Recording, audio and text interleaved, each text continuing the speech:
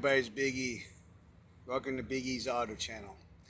So I'm laying on my ground because I'm working on the C4 Corvette shithawk, and I said something about I wanted to do the overdrive. It's been putting it off. Finally found a schematic, so I have it done and I have tested it. But I wanted to show you guys in case you own a C4 or you where you took the fuel injection off, or if you cut the wire and your overdrive isn't working. Let me show you how mine was working, and I'll show you how I wired it up. So first of all, hope you don't mind me. I don't have a creeper. I'm going to try and show you here. Okay, so you see your transmission pan there.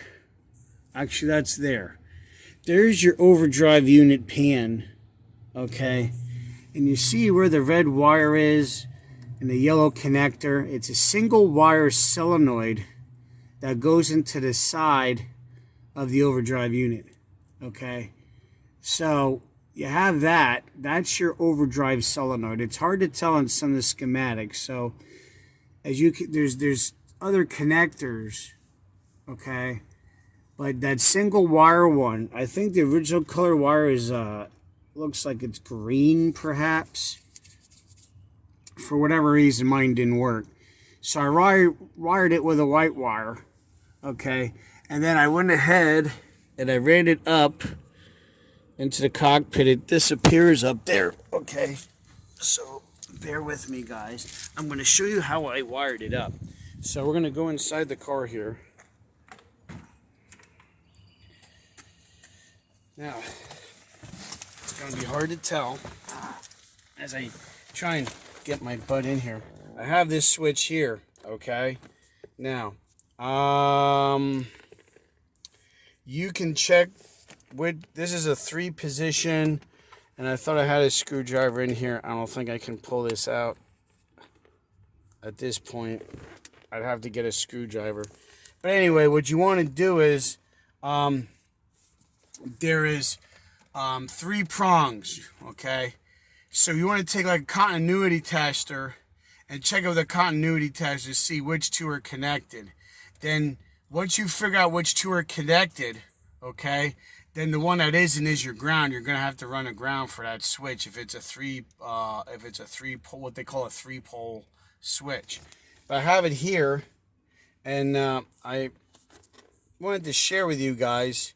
That's what I did. I put it there, and I hooked it up to ignition power that I checked with a test light. So that way, it can't be turned on just so. You can turn it only with the key on. So I just wanted to share with you guys, if you have an issue where your overdrive isn't working, or you have an issue with your wiring harness, whatever, you can wire it up by itself. It's a 1-wire solenoid that's in that overdrive unit, and then you can run that up to wherever you want to put the switch.